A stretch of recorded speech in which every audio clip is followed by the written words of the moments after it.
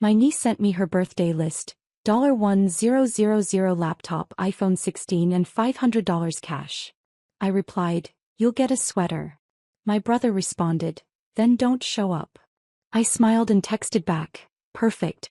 Now you can figure out rent and car insurance without me." 3 minutes later, 19 missed calls. The message came in while I was microwaving leftover pasta at work. Just a photo, no text. At first I thought it was spam. Pink background, glittery pen hearts, and stars drawn all over the page like it came from a 12-year-old's diary. Except it wasn't. It was from my 17-year-old niece, Kayla. At the top of the page in huge letters, Kayla's birthday list. 2 hearts, sparkles, money with wings. I kept reading. MacBook Air M3, $1,099. iPhone 16 Pro, $1,199. $500 in cash. $200 Sephora gift card. Lululemon leggings. Dior lip oil. A big surprise gift. A designer bag, if not too much trouble. No hi, no please, not even a joke. Just a checklist like I was her personal ATM. And this wasn't the first time. Not even close. I scrolled up through our last few conversations. All one-sided. Requests, links to expensive stuff, Cash App tags. Not even a thank you after I Venmo'd her $150 a few months back when she said she needed emergency money for school books. Later I saw her on Instagram with a new pair of Jordans. I didn't reply right away. I took a walk around the block to cool off. But honestly it didn't help.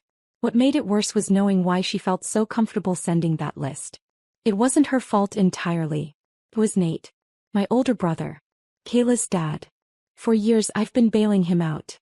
Ever since his small business tanked and Tracy's job cut her hours, they've been in a tight spot. That was 5 years ago. I covered their electric bills, paid off their car note, fronted them rent more than once, and even paid for Kayla's braces and her Sweet 16 party last year when they couldn't swing it. Thought I was being helpful. Supportive. But they never got back on their feet. They got comfortable. I texted back finally. "You'll get a sweater." 1 minute later Nate responded. "Then don't show up." No context. No emoji. Just that. Like I was a burden for not dropping $2,000 on his daughter's birthday. I read it 3 times. I didn't feel hurt. I didn't feel shocked. I felt calm. Almost relieved. I took a deep breath and texted back. "Perfect. Now you can figure out rent and car insurance without me." I put my phone down and went back to my pasta. 3 minutes later it buzzed off the table. I looked down. 19 missed calls. 13 from Nate. 4 from Tracy. 2 from Kayla. I didn't answer a single one. I knew this moment was coming. I'd been tiptoeing around it for years hoping they'd change. Hoping they'd see how much I was doing and start pulling their weight. But this time they went too far. They told me not to come. So I took that seriously.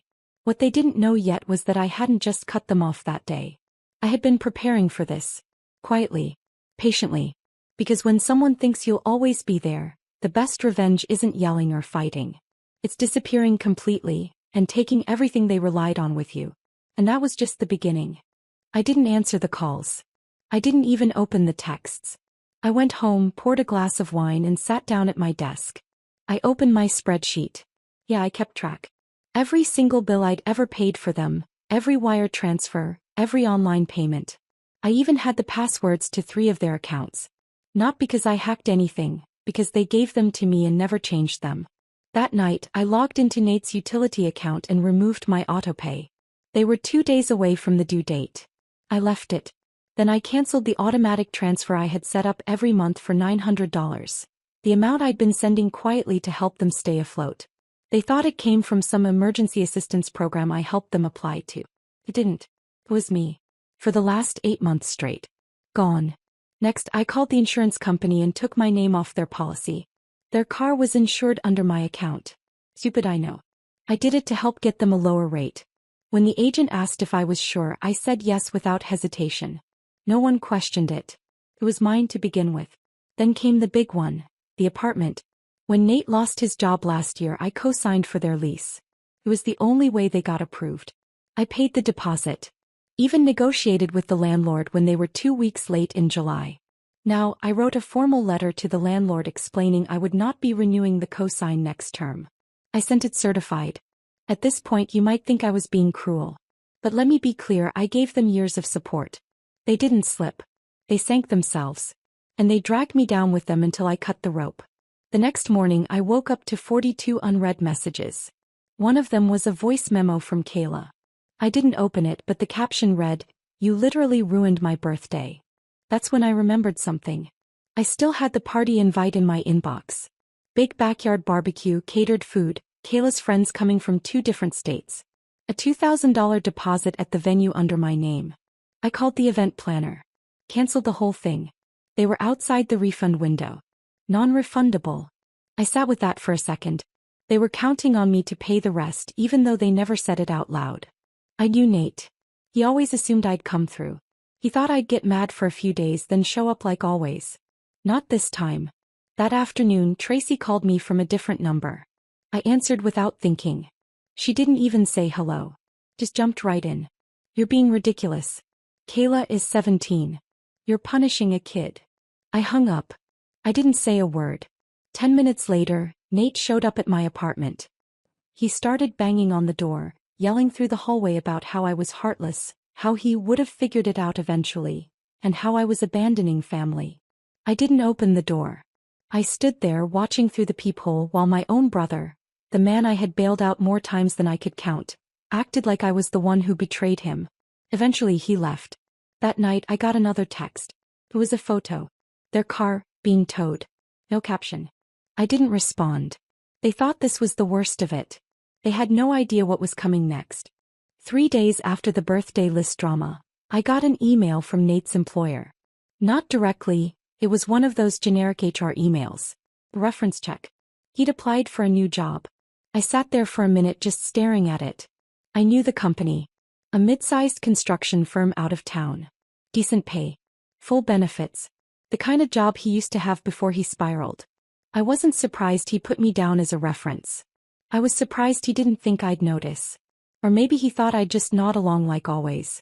The form had a section at the bottom. "Would you recommend this candidate for rehire?" And a box for additional comments. I didn't lie. I told them he had a history of unreliability. Missed deadlines. Ongoing personal issues that interfered with his responsibilities. I included documentation. Screenshots of him texting me about skipping work, needing money to pay fines, and how he left his last job without notice. I hit send. It wasn't revenge. It was honesty. For once. A few hours later I got another message. This time from Kayla. It was just one sentence. "You don't care about us at all." Still no apology. Not even an ounce of self-awareness. I didn't reply. The next day Nate called again. I let it ring. Then Tracy. Then Kayla. Finally Tracy left a voicemail. I listened to it. He was crying. Said the landlord sent them a notice. That without my cosign they couldn't renew the lease. Rent was increasing. They were already behind and they had no way to catch up. Said Nate didn't get the job. Asked if we could talk this out. But they weren't sorry. They were cornered. There's a difference. I didn't call back. Instead I packed a small bag, turned off my phone and drove to a friend's cabin upstate. No Wi-Fi. No service. Just quiet. When I got back 3 days later I had 73 missed calls, 2 voicemails marked urgent, and 1 unexpected letter in the mail. It was from Kayla. Typed. Folded neatly. No envelope, just shoved into my mailbox. It said, "I hope you're happy. You ruined everything." No signature. That week my parents called. I hadn't spoken to them in over a year. Long story short, they took Nate's side in an old argument over money. I let the call go to voicemail. Then my mom texted. "What did you do to your brother?" Interesting how nobody ever asked what he did to me. I ignored it. By the end of the week I heard through a mutual friend that their internet got cut off. Then the water. Then the car insurance expired. Then their car got impounded again, this time for expired tags and unpaid tickets. It was only a matter of time now. They were slipping. And for the first time in years I wasn't there to catch them. By the second week the silence on their end started to shift. Not actual silence, the calls and messages kept coming, but the tone changed. No more guilt trips. No more angry texts. Now it was desperation. Tracy sent a message that said, "Kayla hasn't eaten since yesterday. Are you seriously going to let this happen? Nate left a voicemail saying he was going to lose everything if I didn't just call him back. He even said he was willing to discuss boundaries, like this was a group therapy session and not years of him bleeding me dry. I didn't answer. Then came the one that almost got me. It was a photo. Kayla sitting on their apartment floor. No furniture in sight. A suitcase beside her. Caption, "We have to be out by Friday." I stared at it for a long time. And I'll be honest, part of me cracked. Just a little. It's hard to see someone you watched grow up like that. But I reminded myself they chose this. They chose to treat me like a credit card, not a person. Like I owed them something just for existing. Every chance they had to say thank you to show they cared, they skipped it. And now, when the consequences finally arrived, they expected me to hit undo. I didn't. Friday came and went. That night, I got a text from a number I didn't recognize. It was short. "We're staying at Mom and Dad's. Hope you're satisfied. Nate." That was the first time he'd said anything resembling defeat. I didn't reply. But now that he was staying with our parents, the same ones who used to call me too serious when I voiced concerns about bailing him out, things started to spread. Within days, my mom called me again. This time she left a voicemail that sounded more panicked than judgmental. "He's brought all that chaos into our home. It's constant yelling, Kayla is acting out, Tracy barely leaves the bedroom, and Nate just keeps talking about how you destroyed his life. You need to fix this." Well, I didn't. They had spent years watching me enable him. And now that it wasn't convenient anymore, now they wanted to step in? Not my problem. Then I got the job offer. Remote. Higher pay. Out-of-state company. A clean break. I accepted it immediately. And I made sure not to tell anyone. If they wanted access to me, they'd have to work a lot harder than just sending guilt trap text. I changed my number 2 days later. But I wasn't done yet. There was one more loose end. Something I hadn't touched yet. Something I knew Nate had forgotten about completely. The joint savings account. I'd opened it 2 years ago, in both our names, when he swore he wanted to turn things around. I agreed to match every dollar he put in under one condition. We'd use it only for emergencies or for Kayla's college tuition. Guess how much he ever added? 0. Guess how much I had? Almost $12,000. He forgot it existed. I didn't. I transferred every cent into a new account under my name alone and closed the joint account the same day. The next morning, my old number, now disconnected, would have gotten another call. From the bank. Letting him know the account was empty. I almost wished I could see his face when he heard it. 2 weeks after I closed the account, I got an email. Not a text. Not a call. An actual email from Tracy. The subject line was, "Please read this. I'm begging you." I hovered over it for a few seconds. I hadn't heard from her since the message about Kayla not eating. I thought about deleting it without opening, but I clicked. It was long. Almost 3 pages. No punctuation in half of it, emotional and rushed. She said Nate hadn't been the same since they got kicked out. That he was snapping at everyone, blaming her, blaming Kayla, blaming the world. He spent most of the day in the basement of my parents' house, barely speaking to anyone. Tracy wrote that Kayla had stopped going to school. Said she refused to talk to them and spent all her time locked in a room, scrolling, sleeping, scrolling again. Tracy said she was trying to find a job, but they only had one working car, which Nate was using, and she didn't even have money for bus fare. Then came the ask. She didn't want money. She wanted me to talk to him. She said he still believed I would come back. That I was just making a point. That I'd cool off and everything would go back to normal, like it always did. And I think that's what broke something in me for good. Because he still didn't understand. Even now. Living in his childhood bedroom at age 39. Living off my parents. With his wife and kid in the next room.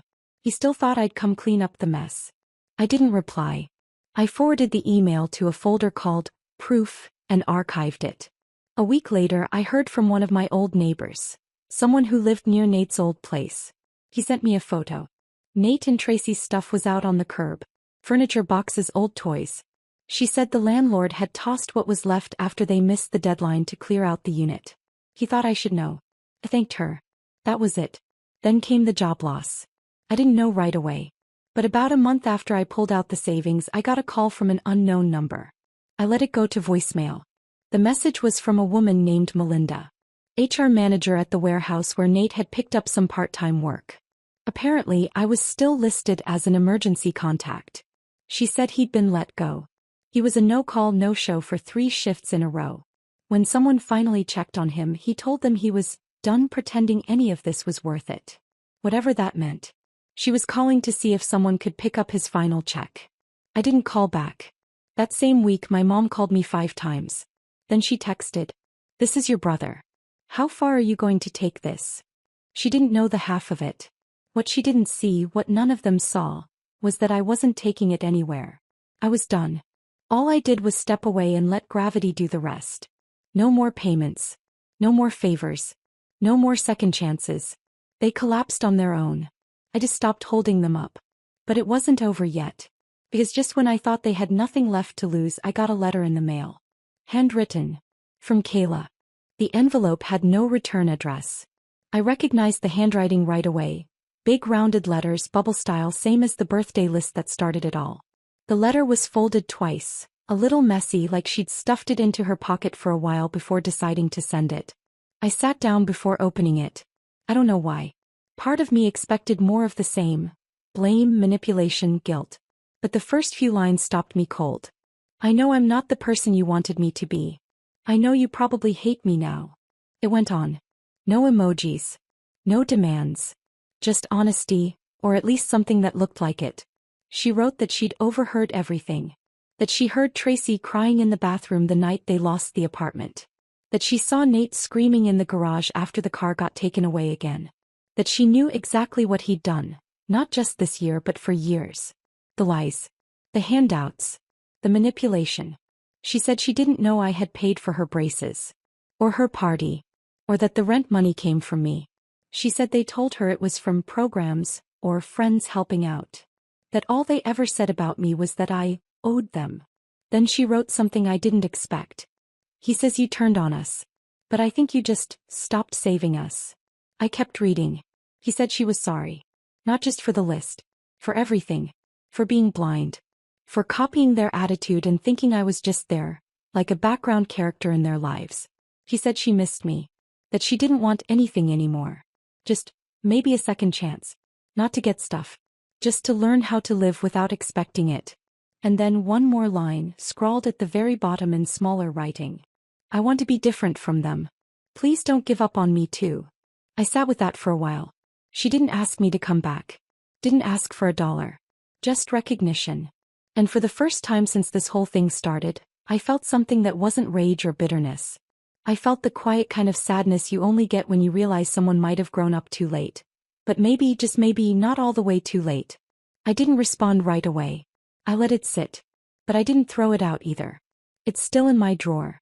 Because as much as I closed the door on Nate and Tracy, I'm not sure I'm ready to lock it on Kayla. Not yet. Let them live with my parents. Let them burn through every bridge they've got left. Me. I'm gone. I took the job, moved across the country and started fresh. A clean apartment. A quiet phone. No more emergency calls. No more guilt texts. Just silence. And sometimes when it gets really quiet, I open that letter again. Just to remind myself that walking away was never about being cruel. It was about seeing who really wanted to change. And who never would.